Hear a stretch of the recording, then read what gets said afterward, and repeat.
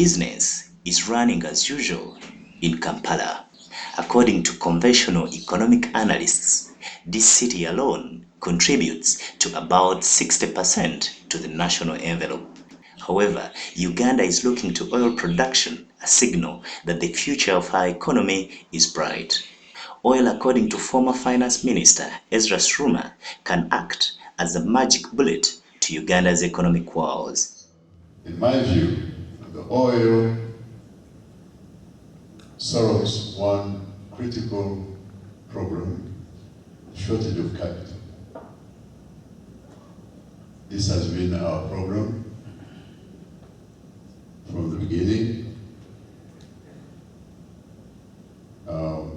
When we were involved in stabilization.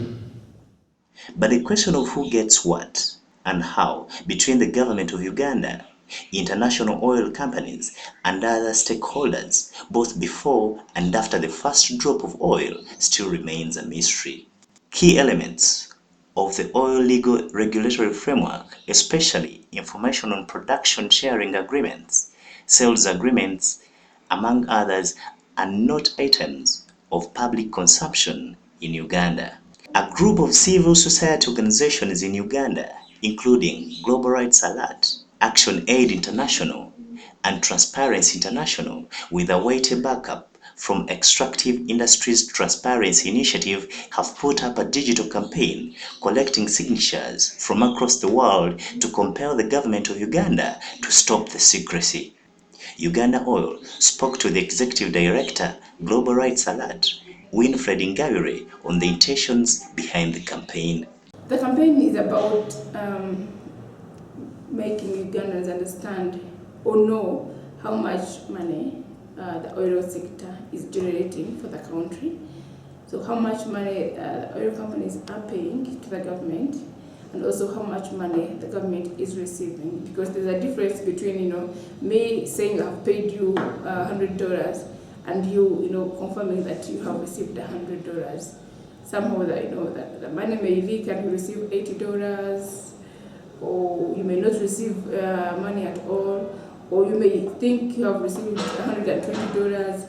So we want to make sure that we have that openness and understanding that one, companies are paying and government is receiving, but also that the companies are paying the right amount of money that they should be paying.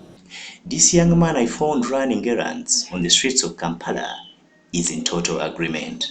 It's a good thing. I think it's a good. But international oil companies are always skeptical to engage in closed-door deals. IOCs are under immense pressure and supervision from anti-corruption institutions at home. They risk closure of business or payment of huge fines if involved in clandestine operations. I asked Ingabire why she would think the companies may afford to mess up business in Uganda.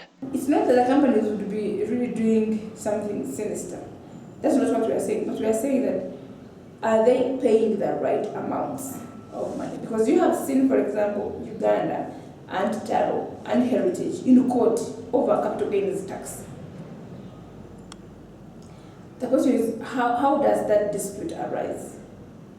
And that's the only time we have gotten to know that Uganda should be earning about some monies.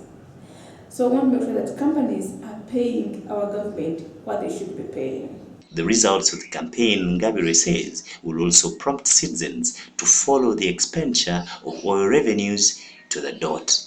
When you take an example of Nigeria, I think since they're doing the EITI process, they have recovered over 10 billion US dollars. The tax amount of money in taxes that companies were not paying. We also need to make sure that government money reaches government, and we know where that money is going. And maybe the other example that I would want to give, which is sad, is that again the last time we heard about oil money was it had about fightages.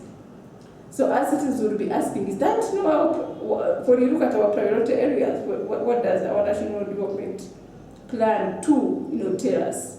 Whether this petition is a step in ensuring transparency in Uganda's budding oil sector, the notion of openness, transparency, Truth-telling and accountability is a character of good governance and normally remains at the mercy of the leadership. Amos Desmond Wambi, UgandaOil.co.